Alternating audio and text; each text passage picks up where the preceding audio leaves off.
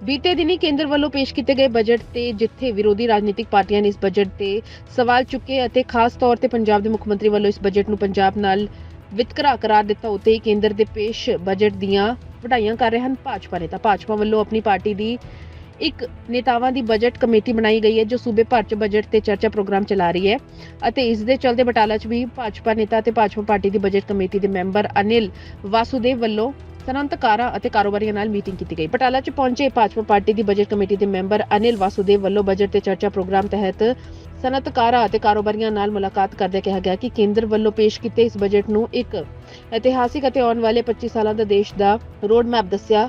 ਉੱਥੇ ਹੀ ਉਹਨਾਂ ਨੇ ਕਿਹਾ ਕਿ ਹਰ ਖੇਤਰ 'ਚ ਇਸ ਵਾਰ ਪਿਛਲੇ ਸਾਲਾਂ ਤੋਂ ਕਿਤੇ ਵੱਧ ਹਿੱਸਾ ਰੱਖਿਆ ਗਿਆ ਹੈ ਤਾਂ ਜੋ ਦੇਸ਼ ਦੀ ਅਤੇ ਦੇਸ਼ ਵਾਸੀਆਂ ਦੀ ਤਰੱਕੀ ਹੋ ਸਕੇ। ਉੱਥੇ ਹੀ ਉਹਨਾਂ ਨੇ ਕਿਹਾ ਕਿ ਇਸ ਬਜਟ ਵਿੱਚ ਛੋਟੇ ਕਾਰੋਬਾਰੀਆਂ, ਕਿਸਾਨ, ਨੌਜਵਾਨਾਂ ਲਈ ਹਰ ਪੱਖ ਤੋਂ ਚੰਗਾ ਬਜਟ ਹੈ ਅਤੇ ਇਸ ਦੇ ਨਾਲ ਹੀ ਉਹਨਾਂ ਨੇ ਕਿਹਾ ਕਿ ਇਸ ਬਜਟ 'ਚ ਰੇਲਵੇ ਨੂੰ ਵੱਡੇ ਤੌਰ ਤੇ ਤਰਜੀਹ ਦਿੱਤੀ ਗਈ ਹੈ ਤੇ ਦੇਸ਼ 'ਚ ਟੀਚਾ ਹੈ ਕਿ ਬੁਲੇਟ ਟ੍ਰੇਨ ਚਲਾਈ ਜਾਵੇ ਅਤੇ ਇਸ ਦੇ ਨਾਲ ਹੀ ਉਹਨਾਂ ਨੇ ਕਿਹਾ ਕਿ ਇਸ ਸਾਲ ਵੱਡੀ ਗਿਣਤੀ 'ਚ ਦੇਸ਼ ਦੇ ਨੌਜਵਾਨਾਂ ਨੂੰ ਨੌਕਰੀ ਦੇ ਵੱਖ-ਵੱਖ ਖੇਤਰਾਂ 'ਚ ਮੌਕੇ ਦਿੱਤੇ ਜਾਣਗੇ ਤੇ ਦੇਸ਼ 'ਚ ਜੋ ਬੇਰੋਜ਼ਗਾਰੀ ਦੀ ਸਮੱਸਿਆ ਹੈ ਉਸ ਨੂੰ ਦੂਰ ਕੀਤਾ ਜਾਵੇਗਾ। ਇਸ ਦੇ ਨਾਲ ਹੀ ਅਨਿਲ ਵਾਸੂਦੇਵ ਨੇ ਕਿਹਾ ਕਿ ਇਹਨਾਂ ਮੀਟਿੰਗ 'ਚ ਜੋ ਚਰਚਾ ਲੋਕਾਂ ਨਾਲ ਹੋ ਰਹੀਆਂ ਹਨ, ਜੋ ਕੁਝ ਉਹਨਾਂ ਦੀਆਂ ਤਰਜੀਹਾਂ ਨੇ ਉਹਨਾਂ ਨੂੰ ਵੀ ਵਿਚਾਰ ਕਰ ਇਸ ਦੀ ਰਿਪੋਰਟ ਇੱਕ ਕੇਂਦਰ ਨੂੰ ਭੇਜ ਰਹੇ ਹਨ ਤਾਂ ਜੋ ਹਰ ਪੱਖ ਦੀ ਉਮੀਦ ਪੂਰੀ ਹੋ ਸਕੇ।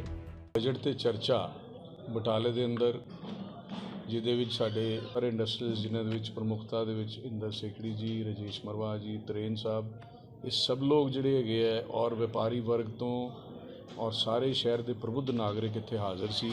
ਇਹਨਾਂ ਨਾਲ ਜਿਹੜਾ 1 ਫਰਵਰੀ ਨੂੰ ਬਜਟ ਮਾਨਯ ਵਿੱਤ ਮੰਤਰੀ ਸ਼੍ਰੀਮਤੀ ਨਿਰਮਲਾ ਸੀਤਾਰਮਨ ਨੇ ਪੇਸ਼ ਕੀਤਾ, ਵਿਸਤਾਰ ਨਾਲ ਚਰਚਾ ਜਿਹੜੀ ਹੈ ਉਹਦੇ ਵਿੱਚ ਹੋਈ ਹੈ।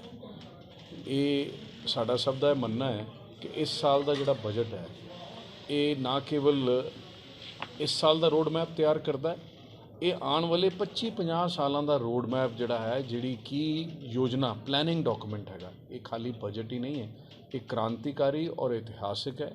ਇਹ ਇੱਕ ਪਲੈਨਿੰਗ ਡਾਕੂਮੈਂਟ ਹੈ ਜਿਹੜਾ ਆਉਣ ਵਾਲੇ 25-50 ਸਾਲਾਂ ਦਾ ਰੋਡ ਮੈਪ ਜਿਹੜਾ ਤਿਆਰ ਕਰਦਾ। ਇਹਦੇ ਵਿੱਚ ਨੌਜਵਾਨਾਂ ਨੂੰ ਇੰਪਲੋਇਮੈਂਟ ਦੇ ਲਈ, ਕਿਸਾਨੀ ਸੈਕਟਰ ਨੂੰ ਬਹੁਤ ਵੱਡੇ ਫਾਇਦੇ, ਮਹਿਲਾਵਾਂ ਦੇ ਲਈ, ਇੰਡਸਟਰੀ ਦੇ ਲਈ, ਵਪਾਰੀ ਵਰਗ ਦੇ ਲਈ, ਫਾਈਨੈਂਸ਼ੀਅਲ ਸੈਕਟਰ ਦੇ ਲਈ, ਇਹ ਸਾਰੇ ਸੈਕਟਰਸ ਦੇ ਵਿੱਚ ਜਿਹੜਾ ਹੈਗਾ ਬਹੁਤ ਵੱਡੇ ਫਾਇਦੇ ਜਿਹੜੇ ਇਹਦੇ ਵਿੱਚ ਐਲਾਨੇ ਗਏ ਹੈ ਕਿ ਇਹ ਖਾਲੀ ਟੈਕਸ ਦਾ ਫਾਇਦਾ ਨਹੀਂ ਹੈ। ਇਸ ਬਜਟ ਦੇ ਅੰਦਰ ਤੁਸੀਂ ਕਲਪਨਾ ਕਰੋ 10 ਲੱਖ ਕਰੋੜ ਦੀ ਇਨਫਰਾਸਟਰਕਚਰ ਦੇ ਵਿੱਚ ਇਨਵੈਸਟਮੈਂਟ ਇਸ ਸਾਲ ਦੇ ਅੰਦਰ ਹੋਣੀ ਹੈ।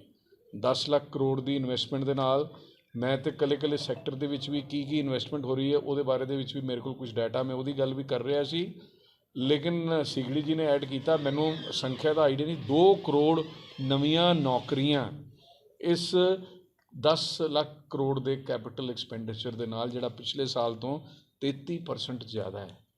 ਤੁਸੀਂ ਕਲਪਨਾ ਕਰੋ 10 ਲੱਖ ਕਰੋੜ ਦੇ ਨਾਲ ਕਿੰਨੇ ਕੁ ਇੰਸਟੀਚਿਊਟਸ, ਕਿੰਨੇ ਕੁ ਨੈਸ਼ਨਲ ਹਾਈਵੇ, ਕਿੰਨਾ ਹੀ ਰੇਲਵੇ ਦਾ ਜਿਹੜਾ ਮਾਡਰਨਾਈਜੇਸ਼ਨ, ਅਪਗ੍ਰੇਡੇਸ਼ਨ ਦਾ ਕੰਮ ਜਿਹੜਾ ਹੈਗਾ ਉਹ ਹੋਏਗਾ ਔਰ ਕਿੰਨੀਆਂ ਨੌਕਰੀਆਂ ਇਹ ਤੋਂ ਜਨਰੇਟ ਹੋਣਗੀਆਂ ਉਹਦੀ ਤੁਸੀਂ ਕਲਪਨਾ ਕਰ ਸਕਦੇ ਹੋ। ਜਿਹੜੇ ਪ੍ਰਮੁੱਖ ਸੈਕਟਰਸ ਨੂੰ ਬਹੁਤ ਜ਼ਿਆਦਾ ਪੈਸੇ ਮਿਲੇ ਆ ਉਹਦੇ ਵਿੱਚ ਨੈਸ਼ਨਲ ਹਾਈਵੇ ਦਾ ਬਜਟ ਲਗਭਗ 35% ਵਧਿਆ, ਡਿਫੈਂਸ ਦਾ ਬਜਟ ਲਗਭਗ 6 ਲੱਖ ਕਰੋੜ, ਉਹਦੇ ਵਿੱਚ 10% ਦਾ ਵਾਧਾ ਹੈਗਾ ਔਰ ਰੇਲਵੇ ਦਾ 2,40,000 ਕਰੋੜ ਦਾ ਬਜਟ ਜਿਹੜਾ ਹੈ ਉਹ ਰੇਲਵੇ ਦਾ ਹੋ ਗਿਆ। 66% ਪਿਛਲੇ ਸਾਲ ਨਾਲੋਂ ਵੱਧ ਬਜਟ ਜਿਹੜਾ ਉਹ ਰੇਲਵੇ ਨੂੰ ਮਿਲਣਾ। ਉਹਦੇ ਵਿੱਚ ਕੀ ਹੋਣਾ ਹੈ? ਉਹਦੇ ਵਿੱਚ ਨਵੀਆਂ ਰੇਲ ਲਾਈਨਸ ਬਣਨੀਆਂ, ਸਟੇਸ਼ਨਾਂ ਦੀ ਅਪਗ੍ਰੇਡੇਸ਼ਨ ਹੋਣੀ ਹੈ, ਨਵੀਂ ਟੈਕਨੋਲੋਜੀ ਦੇ ਨਾਲ ਰੇਲ ਚੱਲਣ ਦਾ ਜਿਹੜਾ ਹੈਗਾ ਉਹ ਗੱਲ ਹੋਣੀ ਹੈ। ਗੱਲ ਕਰ ਰਹੇ ਸੀ ਕਿ 2026 ਦਸੰਬਰ ਤੱਕ, ਜਿਨ੍ਹਾਂ ਨੇ ਮਾਨਯੋਗ ਰੇਲ ਮੰਤਰੀ ਦੀ ਸਪੀਚ ਸੁਣੀ, ਤੁਹਾਡਾ ਦੇਸ਼ ਈਵਨ ਜਿਹੜਾ ਬੁਲੇਟ ਟ੍ਰੇਨ ਦੇ ਪ੍ਰੋਜੈਕਟ ਦੇ ਵਿੱਚ ਅਗਰਨੀ ਹੈ ਔਰ ਦਸੰਬਰ 2026 ਦੇ ਵਿੱਚ ਬੁਲੇਟ ਟ੍ਰੇਨ ਸ਼ੁਰੂ ਹੋਣ ਵਾਲੀ ਹੈ ਔਰ ਉਹ ਤੁਸੀਂ ਅੰਦਾਜ਼ਾ ਲਾਓ ਕਿਸੇ ਜ਼ਮਾਨੇ ਦੇ ਵਿੱਚ 70-80 ਕਿਲੋਮੀਟਰ ਦੀ ਰਫ਼ਤਾਰ ਦੇ ਨਾਲ ਟ੍ਰੇਨ ਚੱਲਦੀ ਸੀ, ਅੱਜ 130 ਕਿਲੋਮੀਟਰ ਦੀ ਰਫ਼ਤਾਰ ਨਾਲ ਚੱਲ ਰਹੀ ਹੈ, ਆਉਣ ਵਾਲੇ ਸਮੇਂ 'ਚ 180 ਹੋਣ ਵਾਲੀ ਹੈ ਔਰ ਬੁਲੇਟ ਟ੍ਰੇਨ 350 ਕਿਲੋਮੀਟਰ ਪਰ ਘੰਟੇ ਦੀ ਸਪੀਡ ਦੇ ਨਾਲ ਚੱਲੇਗੀ। ਇਹ ਟੈਕਨੋਲੋਜੀ ਤੁਹਾਡਾ ਦੇਸ਼ ਜਿਹੜਾ ਪੂਰੀ ਦੁਨੀਆ ਦੇ ਅੰਦਰ ਟੈਕਨੋਲੋਜੀ ਦੇ ਵਿੱਚ ਅਗਰਨੀ ਹੋ ਰਿਹਾ।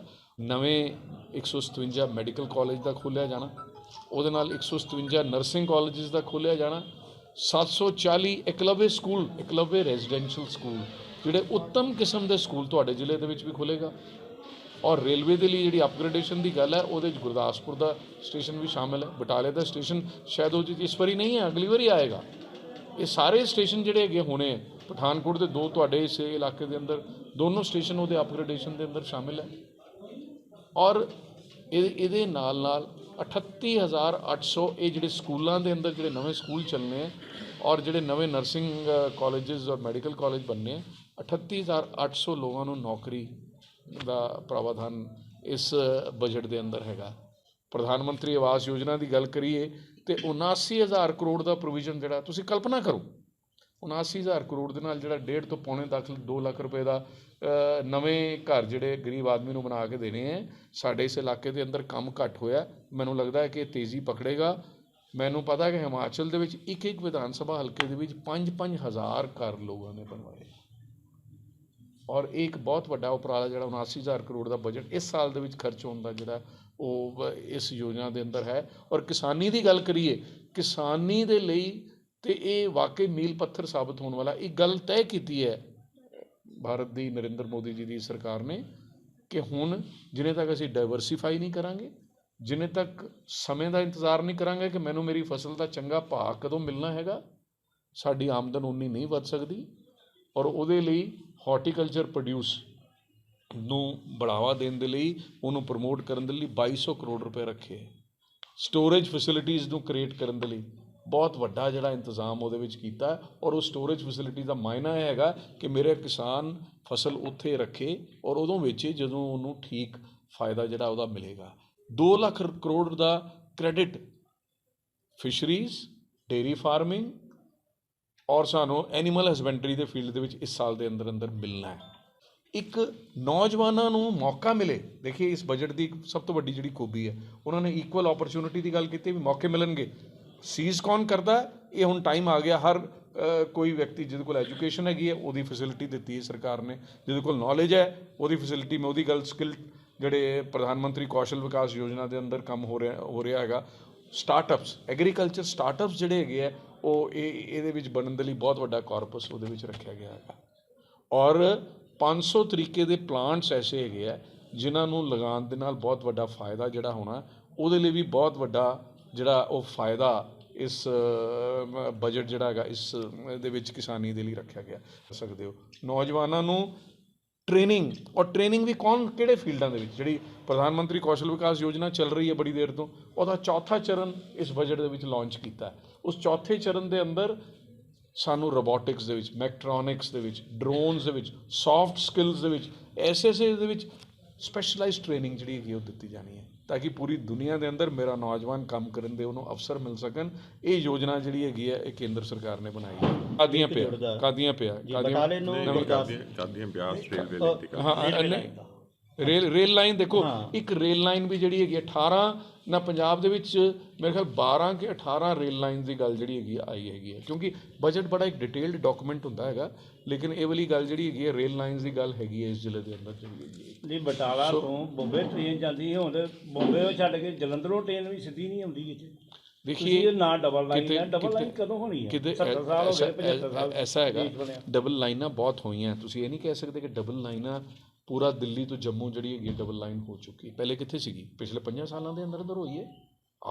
ਇਹ ਗੱਲ ਵੀ ਅਸੀਂ ਦੇਖੀ। ਮੈਂ ਬਟਾਲੇ ਦੀ ਗੱਲ ਹੀ ਕਰ ਰਿਹਾ ਕਿ ਸਟੇਜ ਵਾਈਜ਼ ਬਟਾਲਾ ਵੀ ਦੇਖੋ ਇਹ ਲਾਈਨ ਕਿਸ ਤਰੀਕੇ ਨਾਲ ਪੋਪੂਲਰ ਹੋ ਸਕਦੀ ਹੈ। ਇਹ ਵੀ ਗੱਲ ਤੁਹਾਡੀ ਬੜੀ ਵਾਜਿਬ ਹੈ ਔਰ ਮੈਂ ਜ਼ਰੂਰ ਜਿਹੜਾ ਹੈਗਾ ਆਪਣੀ ਉਹਦੇ ਨਾਲ ਵੀ ਟੇਕਅਪ ਕਰਕੇ ਇੱਕ ਨੋਟ ਅਸੀਂ ਭੇਜਣਾ, ਉਹਦੇ ਵਿੱਚ ਰੇਲ ਇਨਫਰਾਸਟਰਕਚਰ ਨੂੰ ਇਸ ਇਲਾਕੇ ਨੂੰ ਲਾਭ ਮਿਲੇ, ਇਹਦੀ ਗੱਲ ਆਪਾਂ ਜ਼ਰੂਰ ਜਿਹੜੀ ਹੈਗੀ ਉਹ ਕਰਾਂਗੇ।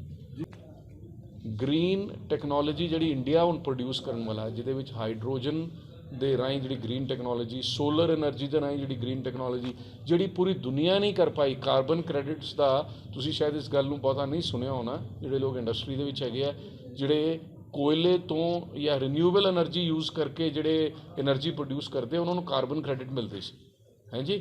ਉਹਦੇ ਵਿੱਚ ਬਾਕੀ ਦੁਨੀਆ ਫੇਲ ਹੋ ਗਈ। ਇੰਡੀਆ ਹੁਣ ਲੀਡਰ ਜਿਹੜਾ ਹੈਗਾ ਉਸ ਗੱਲ ਦਾ ਬਣਨ ਵਾਲਾ ਹੈਗਾ। ਇਹ ਗੱਲ ਦਾ ਪ੍ਰਯਾਸ ਇਸ ਬਜਟ ਰਾਹੀਂ ਕੀਤਾ ਗਿਆ ਹੈ। ਔਰ ਇਸ ਬਜਟ ਦੇ ਅੰਦਰ ਜਿੱਥੇ ਇਨਕਮ ਟੈਕਸ ਰੇਟ ਘੱਟ ਕੀਤੇ ਗਏ, ਇਨਕਮ ਟੈਕਸ ਰੇਟ ਦੇ ਅੰਦਰ ਇੰਨਾ ਫਾਇਦਾ ਮੈਂ ਸਮਝਦਾ ਮੱਧਮ ਵਰਗ ਨੂੰ, ਇਹ ਬੇਸਿਕਲੀ ਮਿਡਲ ਕਲਾਸ ਦੇ ਲਈ ਹੈਗਾ। 36,000 ਮੈਂ ਦੱਸ ਰਿਹਾ, ਪੈਟਰੋਲ ਦਾ ਰੇਟ ਡਿੱਗ ਗਿਆ, ਮੈਂ ਦਾਲਾਂ ਸਸਤੀਆਂ ਹੋਈਆਂ, ਘਿਓ ਸਸਤਾ ਹੋਇਆ, ਮੈਂ ਖੰਡ ਸਸਤੀ ਹੋਈ। ਤੁਹਾਨੂੰ ਉਹਦੇ ਬਾਰੇ ਦੇ ਵਿੱਚ ਹੀ ਲੱਗਾ ਦੱਸਣ ਕਿ ਇਸ ਬਜਟ ਦੇ ਅੰਦਰ 80 ਕਰੋੜ ਲੋਕਾਂ ਨੂੰ 1 ਸਾਲ ਦਾ ਜਿਹੜਾ ਹੈਗਾ ਉਹ ਅਨਾਜ ਮੁਫਤ ਮਿਲਣਾ ਹੈਗਾ ਟਿਲ ਦਸੰਬਰ 2023। ਮਤਲਬ 80 ਕਰੋੜ ਲੋਕ ਜਿਹੜੇ ਨੇ ਉਹ ਇੰਨੇ ਗਰੀਬ ਨੇ। देखिए ऐसा है कि वो एलिजिबल है। देखो मेरी गल सुनो, ਇਹਦੇ ਵਿੱਚ ਮੈਂ ਨਹੀਂ ਬਿਲਕੁਲ ਸਰ ਮੈਂ ਬਿਲਕੁਲ ਇਹ ਆਂਕੜੇ ਹੈ, ਮੈਂ ਇਹਨੂੰ ਝੁਠਲਾ ਨਹੀਂ ਸਕਦਾ ਜੀ। ਇਸ ਗੱਲ ਪ੍ਰਾਪਤੀ ਹੋਈ ਤੁਹਾਡੀ 10 ਸਾਲ ਮੈਂ ਨਹੀਂ ਜੀ ਨਹੀਂ, ਸਾਡੀ ਪ੍ਰਾਪਤੀ ਬਹੁਤ ਜ਼ਿਆਦਾ ਹੈਗੀ। ਪ੍ਰਾਪਤੀ ਦੇ ਵਿੱਚ ਕੀ ਹੈ, ਪ੍ਰਤੀ ਵਿਅਕਤੀ ਆਏ 1,97,000 ਪਿਛਲੇ 9 ਸਾਲ ਦੇ ਵਿੱਚ ਦੁੱਗਣੀ ਹੋਈ ਹੈ। ਮੇਰਾ ਫਿਜ਼ੀਕਲ ਡੈਫਿਸਿਟ ਜਿਹੜਾ 10% ਤੋਂ ਉੱਪਰ ਸੀਗਾ, ਜਿਹੜਾ ਘਾਟਾ, ਜਿਹੜਾ ਬਜਟ ਦਾ ਘਾਟਾ ਹੁੰਦਾ, ਉਹ ਇਸ ਸਾਲ 6.4%। 10 ਸਾਲਾਂ ਪਿਛਲੇ 80 ਕਰੋੜ ਦੇ ਜਿਹੜੇ ਲੋਕ ਸੀ ਗਰੀਬ ਸੀ, ਗਰੀਬੀ ਰੇਖਾ ਤੋਂ ਕਿੰਨੇ ਉੱਪਰ ਦੇਖੋ ਹੁੰਦੇ? ਮੇਰਾ ਉਹਦੀ ਗੱਲ ਕਰ ਰਿਹਾ, ਦੁੱਗਣੀ ਹੋਈ ਹੈ ਆਮਦਨ। ਉਹਨਾਂ ਦੀ ਆਮਦਨ 1,97,000 ਕਰੋੜ ਦਾ ਮਤਲਬ ਪਹਿਲੇ 95,000 ਸੀਗੀ, ਹੁਣ 1,97,000 ਹੋਈ ਹੈ। 1,97,000 ਤੁਸੀਂ ਕਹਿ ਰਹੇ ਸੀ ਕਿ 25 ਤੋਂ 50 ਸਾਲ ਲੱਗਣਗੇ। ਹਾਂਜੀ, 25 ਤੋਂ 50 ਸਾਲ ਲੱਗਣਗੇ ਨਹੀਂ, 25 ਤੋਂ 50 ਸਾਲ ਦੀ ਤੱਕ ਇਹਦਾ ਅਸਰ ਜਿਹੜਾ ਹੈਗਾ ਨਜ਼ਰ ਆਏਗਾ। ਇਹ ਜਿਹੜੇ ਨੌਜਵਾਨ ਹੈ, ਹਾਂਜੀ 25 ਸਾਲ ਜਿਹੜੇ ਬਾਅਦ ਵਾਲੇ, ਉਹਨਾਂ ਨੂੰ ਨੌਕਰੀ ਦਾ ਦੇਖੋ ਜੀ, ਗੱਲ ਨਹੀਂ ਸਮਝੇ, ਨੌਕਰੀ ਨਹੀਂ, ਤੁਸੀਂ ਗਲਤ ਸਮਝੇ ਗਲਤ ਹੋ। ਮੈਂ ਇਹ ਕਹਿ ਰਿਹਾ ਨਹੀਂ ਜੀ, ਮੈਂ ਸਮਝਾ ਰਿਹਾ ਤੁਹਾਨੂੰ ਕਿ ਨੌਕਰੀਆਂ ਤਾਂ ਹੁਣ ਮਿਲਣੀਆਂ। ਇਸ ਸਾਲ ਇਹ 10 ਲੱਖ ਕਰੋੜ ਜਿਹੜਾ ਕੈਪੀਟਲ ਐਕਸਪੈਂਡੀਚਰ ਦੇ ਵਿੱਚ ਇਨਵੈਸਟਮੈਂਟ ਹੈਗੀ, ਇਸ ਸਾਲ ਦੀ ਇਨਵੈਸਟਮੈਂਟ ਹੈਗੀ ਆ, ਲੇਕਿਨ ਇਹਦਾ ਇੰਪੈਕਟ ਲੰਬਾ ਸਮੇਂ ਦਿਖੇਗਾ, ਇਹ ਮਤਲਬ ਹੈਗਾ।